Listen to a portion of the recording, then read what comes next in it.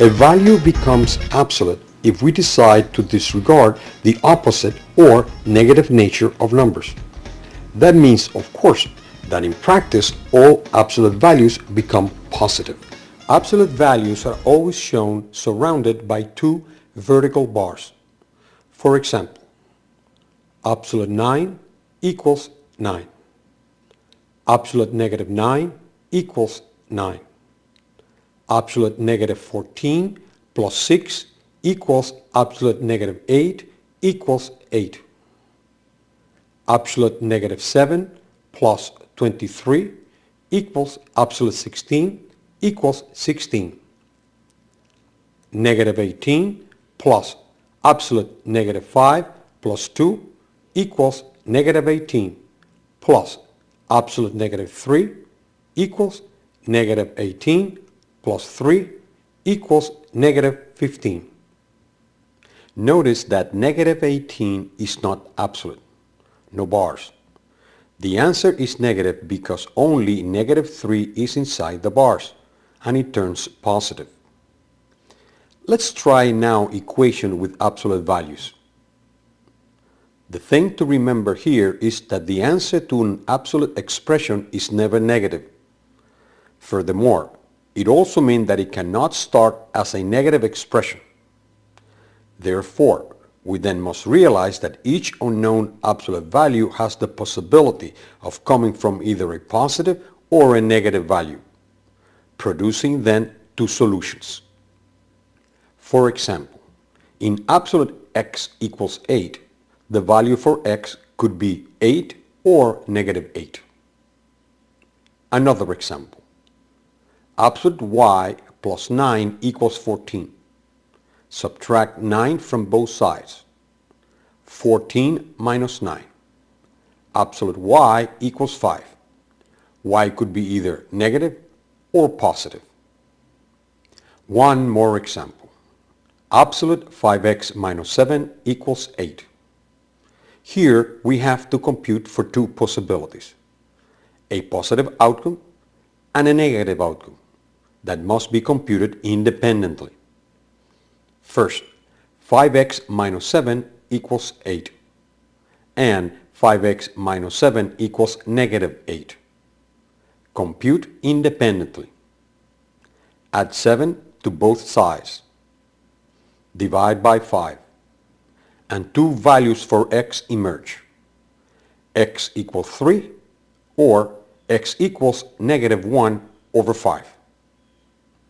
Now, because the answer to an absolute amount is always positive, equations equal to a negative outcome cannot be solved. For example, absolute 5x minus 7 equals negative 8. You see, this equality calls for a negative outcome. Cannot be done.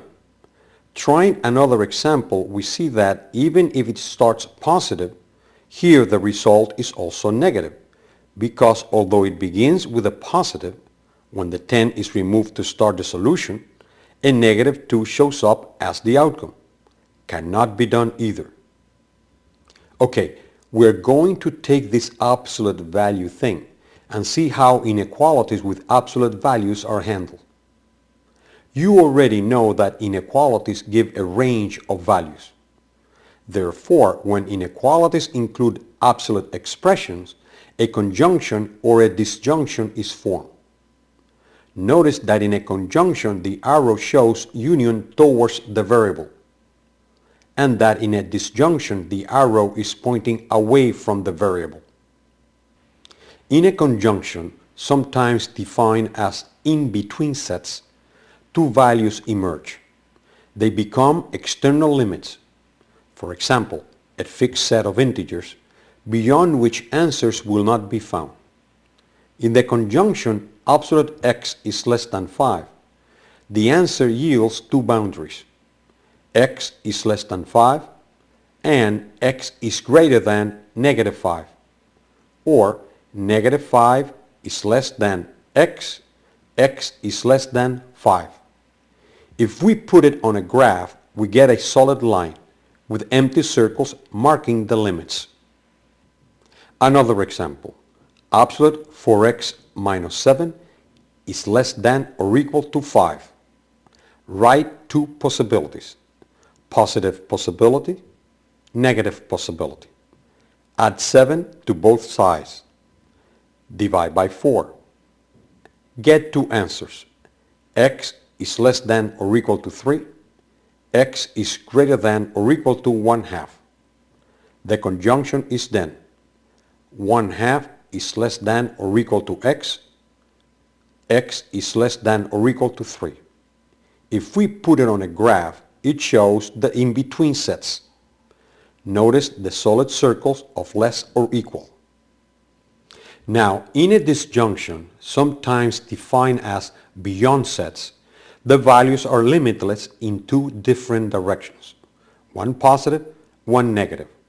For example, in the disjunction, absolute x is greater than 3, the answer sets are in two opposite directions. X is greater than 3 or x is less than negative 3. If we put it on a graph, it shows the empty circles of greater than or less than, and the arrows pointing away, like two trains heading in opposite directions. For example, absolute 2x plus 5 is greater than or equal to 6. Set up two possibilities. Positive possibility, negative possibility. Subtract 5 from both sides. Divide by 2.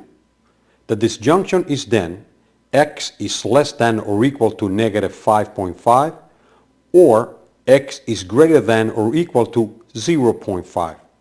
If we put it on a graph, it shows the solid circle of greater than or equal and the beyond sets.